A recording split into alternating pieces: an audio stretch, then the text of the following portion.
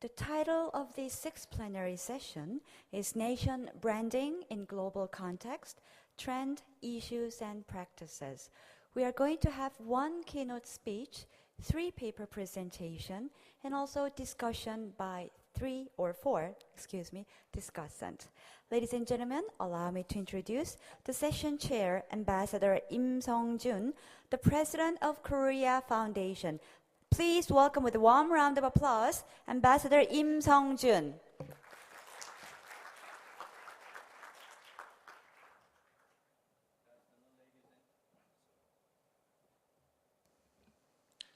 Good afternoon, ladies and gentlemen, distinguished scholars. Well, I think we are cruising well toward the end of the forum, but the forum is not certainly over. And after very good luncheon, I think this must be a sleepy time, but not sleeping time. Welcome to the plenary session 6 of the Jeju Peace Forum. The theme of this forum is nation branding in global context, and the following 2 concurrent sessions, 3 and 4, will provide an opportunity to examine Korea's nation branding strategies in 2 crucial realms of nation branding: international cooperation and IT and economy. Well, recently, Harvard professor Joseph Nye introduced very interesting and innovative concept of soft power of a country as opposed to a traditional hard power. As for hard power of Korea, in terms of the size of economy, its economic capability, and military spending, Korea stands at 14th largest GNI and 11th largest military spender, respectively. But how is Korea's soft power? We can look at 2 important variables which constitute soft power, so-called international competitiveness and national branding indices. According to the recent annual report, Korea's national competitiveness and national branding indices stand far below 30th, to our regret. We will focus on this wide gap or mismatch between the soft power and hard power of my country, Korea. The concept of nation branding is relatively a new concept, and it borrows, of course, its basic ideas from the field of business and marketing. Simply put, a nation brand is a confluence or collection of the many distinct images, values, and reputations attached to a country in the minds of people, very much like the way it is for goods and products. These reputations used to apply mainly in economic arenas such as export products and tourism, but recent discussions in the field have incorporated the nation branding concept into that of the broader foreign policy strategies and other political and socio-economic phenomena in the world today. The government of Korea has recognized the importance of this nation brand and has begun work on improving it. Korea's nation brand is regarded as weak given the country's position and economic political clout in the global stage. In order to raise or upgrade the nation brand value, there will be much work to do and many aspects to be considered. For one, it would be necessary for Korea to take an active role in the dialogue and efforts in projects of international cooperation and to contribute in resolution of global problems. And also it is necessary and no less important for us to find specific areas where Korea has competitive advantage so that Korea could eventually command a legitimate place for its nation brand value as befitting its global power and status. In this plenary session, we will hear from 4 eminent speakers about the overall trends and issues in the field of nation branding. First, I would like to introduce the keynote speaker of this session, Dr. Yoon-dae, the chairman of the Presidential Council on Nation Branding of Korea, which was established quite recently. Dr. is an economist by training and the former president of Korea University in Seoul. During Dr. term as president of the university, Korea University's brand has been very much upgraded.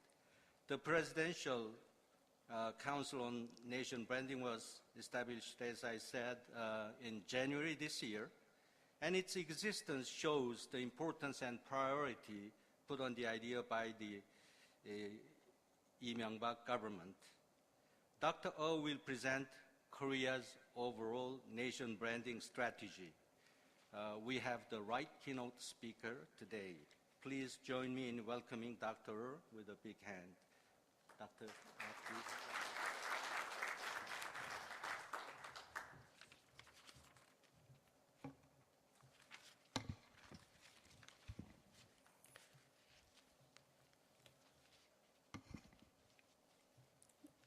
Good afternoon. The most powerful enemy of this session is that we have beautiful weather outside, so that they cannot stand here. Let me begin by expressing my deep appreciation to International Peace Foundation and East Asia Foundation for hosting the 5th Jeju Forum, Peace Forum, and also to Ambassador Im Sung-jun and Korea Foundation, not only because he is chairing this session, but also he is funding this session. I really appreciate. And let me introduce by thanking Professor Nicholas Cole, Professor Keith Denny, and Ms. Simon Arnold, and Mr. Bernard Speech for taking time from their busy schedule to be here with us today. Can you believe that it has already been 8 months since November 2008 when I last addressed the first international conference on nation branding? How fortunate we are that Korea Foundation is so committed to our nation branding that it sponsored both first and the second gathering. The generosity of Foundation has allowed us this valuable opportunity to gather views of these most eminent experts whose expert input has shed further light on the concept of nation branding and enabled us to explore ways and methods to continue enhancing Korea's national brand. Today marks next step, highlighting the specific areas on which to focus strategy and policy. The Presidential Council on Nation Branding was officially launched last 22nd January 2009 with the mission to enhance Korea's international standing and prestige. Since then, nation branding has become a familiar term among the Korean people. In a recent survey, 9 out of 10 people thought nation branding was important. Based on extensive consultation with both policymakers and experts, our council has adopted a 5-point work program. First, strengthening Korea's role in solving global issues. Second, fostering tolerance for multiculturalism. Third, raising the level of global citizenship. Fourth, showcasing business and technology. Fifth, promoting culture and tourism. Reflecting the Council's emphasis on implementation, the work program includes an action plan of 40 projects. Of these 40, 10 has been launched as a priority projects and are already making rapid progress. Once again, I would like to underscore the facts the work of councils goes far beyond communication and marketing. A key mandate of council is to coordinate and oversee government programs and projects which have a bearing on our nation's brand. Let me clarify that improving our nation's brand means that we also increase our global standing and prestige. And improving our global standing and prestige means greater positive exposure to international visitors, workers, and investors. The Council's commitment to policy and executive implementation is reflected in the composition of its membership. Currently, the Council reflects a broader spectrum of stakeholders and includes decision makers and experts from both the private and public sectors. Its 47 members include 10 ministers, the mayor of Seoul, 2 senior secretaries of President's office, CEOs of Korea's largest corporations, and many other eminent leaders and scholars who provide critical input to the work of the Council. In addition, the Council benefits from knowledgeable and candid advice of our International Advisory Forum, our Forum of Experts, online and offline student forums, and other international networks. This external group provides us with occasional wake-up call, which pinpoints how we are seen by others. We do wince a little from these pinpoints, but mostly we learn how to better our nation. And of course, we know that this external group provides us with the feedback precisely because they care about Korea and the Korean people.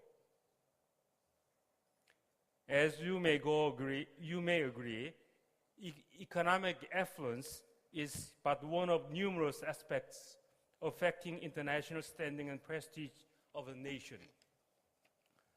Such affluence must be matched in other aspects as well.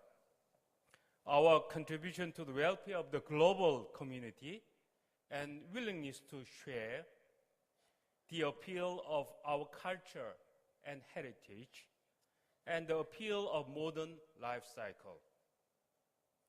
Furthermore, on a people-to-people level, we want to be courteous, civil, and considerate, and become the kind of people you would want to become friends with. We can draw on tradition and history and bear in mind that for hundreds of years, Korea and its people have been known for their refined courtesy and sophisticated decorum. A survey of 4,200 people in 25 countries, conducted jointly by Presidential Council on Nation Branding and Ministry of Knowledge Economy, and published last 13th July, showed that Korea is best known for its technology, followed by cuisine and food, and Korean television dramas. This suggests Korean industry and technology have contributed the lion's share to the nation brand. After all, Korea is the fifth largest economy in the world. Its information technology in particular is cutting edge. Therefore, we are well advised to add a further momentum to our efforts for promoting Korean technology.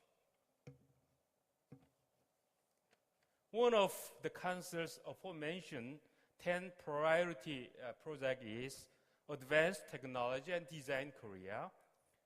Toward this end, we'll place higher profile advertisement in the global media such as CNN and BBC, just ahead of Pittsburgh G20 summit next September 2009, to showcase Korean technology and product worthy of a global economy. Korea has overcome abject poverty, destruction from war, to make successful transformation from one of the poorest countries in the world to an industrialized and modern economy. However, such economic success would not have been possible without assistance of international community. Therefore, we are committed to sharing the fruits of our success with those nations that are in need. Our current ODA, Official Development Assistance, is a mere 0.09% of GNI. We plan to increase this by threefold by the year 2010. Ban Ki-moon, Secretary General of UN, is from Korea, as you know. In the morning session, he strongly urged us to share our fruits of success. We'll help him out in promoting world peace and world development. Even more important, we'll improve the quality of our ODA by tailoring it to the real needs of recipients. Supply side, no. Demand side. We will be interested to learn that we are building comprehensive program for sharing economic development know-how in close consultation with recipient countries by focusing on macroeconomic policy, industrial technology, human resource development, business, finance, and other areas for which there is demand.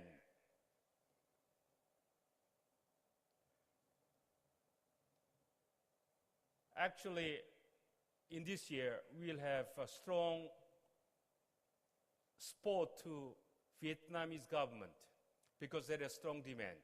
And this kind of demand-oriented knowledge sharing will be conducted in other neighboring countries like Indonesia or other countries when those governments want to have some help from us.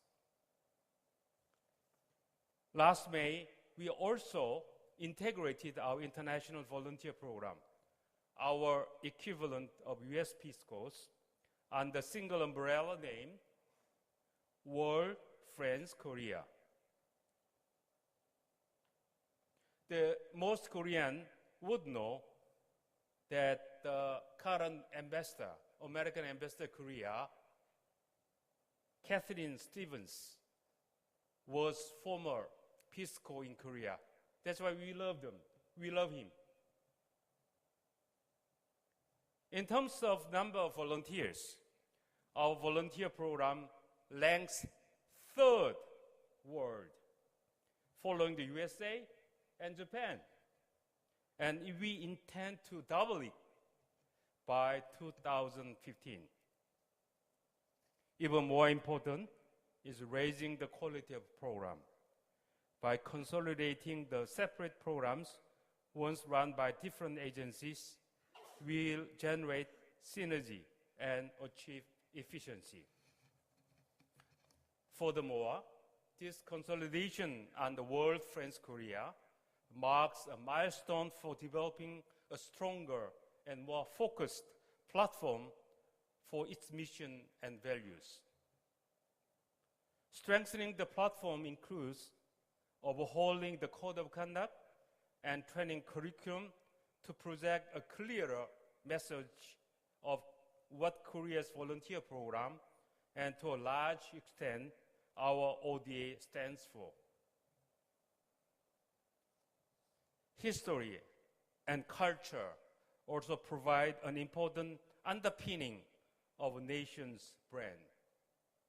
As previously mentioned, Korean cuisine and Korean television dramas follow technology in shaping Korea's image abroad.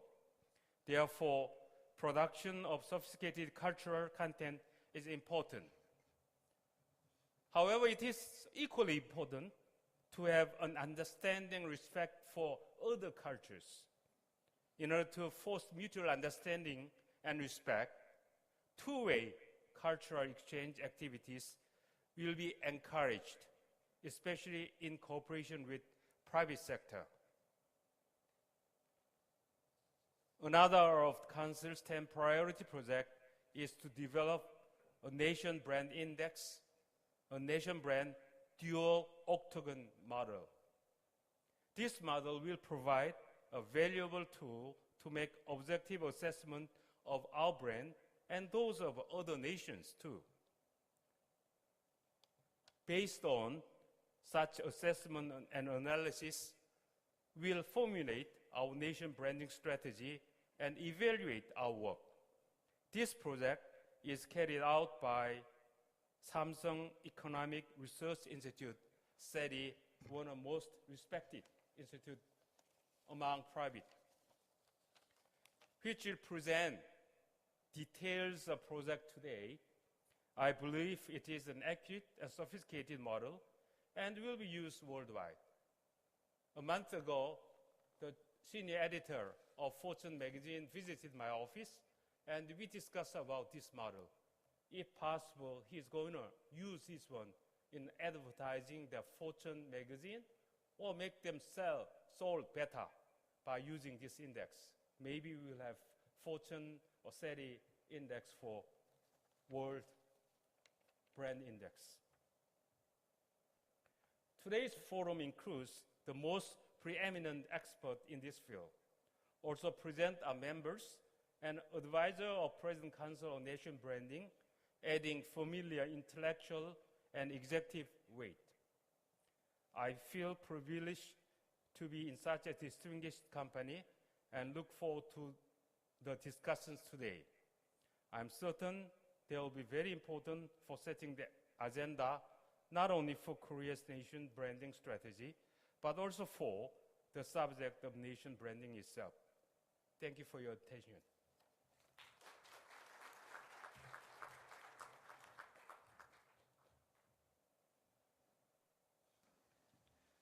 Thank you, Dr. For your very much informative and comprehensive presentation on what you are doing in your Presidential Council on Nation Branding. I think your presentation will make a good basis for the discussion we will have soon. Time really goes very fast when we work on like this. And I should say that this session is extremely time constrained. We only have 80 minutes altogether assigned to this session. So we will be very strict on the limitation of time. Well, this means that we have to complete this session at 3:30 sharp, so I request each presenter to make the presentation not longer than 10 minutes. So 10 minutes rule will apply to the main presentations. And I will give only 5 minutes comments, to the commentators. Please understand, this situation of time constraint. Now let me present 3 distinguished main speakers for this session. As the first presenter, we have Mr. Simon Anholt, an independent policy advisor and the author of the famous Anholt Nation Brands Index, the most authoritative evaluation of nation brands. It is indeed a great pleasure to have Mr. Anholt with us here in Jeju today. He is widely considered as the one who coined the term nation brand and adopted the concept of branding from marketing and economics to the domain of public, political, cultural, diplomatic spheres. As a matter of fact, I think he gave a lot of stress to the government officials who are conducting public diplomacy and this sort of business.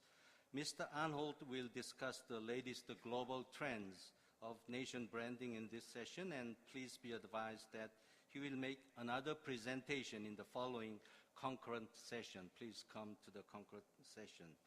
Then we have Dr. Lee Dong-hoon, the Director of Brand Strategy Group at Samsung Electronics. He holds a PhD degree in Business Administration. He is also the Chief Analyst at Samsung Economic Research Institute, as known SERI. He will present to us the nation brand dual octagon model, particularly devised for Korea. Last but not least, we have another distinguished speaker, Mr. Bernard Spitz from France. He is the founder and CEO of BS Conseil, a consulting company, and the chairman of the French Federation of Insurance Companies. He has served as an advisor to the French Prime Minister, Michel Rocard, and served as the head of strategy at Vivendi Universal. I met him for the first time when I traveled to France with Prime Minister Han Sung-soo on the occasion of the Korean Cultural Night, which was held in Paris recently. Mr. Spitz will give us a presentation on nation branding in a global context, Korea seen from a European country, a French view. First, podium is yours, Mr. Anholt. Thank you. Thank you very much, Your Excellency. Good afternoon, ladies and gentlemen. 10 minutes is a serious challenge for me. Normally when I talk about nation brand, it is a 3-day residential seminar. To compress that into 10 minutes is going to be quite a challenge, but I'll do my very best. And I'm sure somebody will stop me if I overrun. First of all, I'd like to correct a common misunderstanding. I'm frequently accused of being the person who invented the term nation branding around about 1998. This is actually not true. I did not. The term that I invented in 1998 was nation brand. This is a rather different concept. And I don't want to waste my 10 minutes discussing minute differences of terminology, but this points to a rather important philosophical difference. The article that I wrote in 1998, where I used the phrase nation brand, simply pointed out a concept which I think has become pretty obvious, and that is that countries and cities and regions, all places, in fact, in the global world in which we live today, depend on their reputations. If you have, as a country, a good, strong, positive image, then everything is easy. Whether you're doing cultural or diplomatic relations, people want to do business with you. If you're selling your products and they're made in your country, people are prepared and expect and want to pay a premium for them. When the citizens of your country go to get employment in other countries, they tend to get hired because of where they come from. If you have a good name, everything is easy. If, on the other hand, as a country, you have a weak or a negative image, everything is difficult. And your exporters spend a lot of their time trying to disguise the origin of their products, because it means that you're operating constantly at a discount.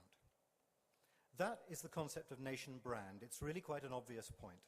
It simply means that countries depend on their images just as companies depend on their brands, because we live in a global marketplace, whether we like it or not.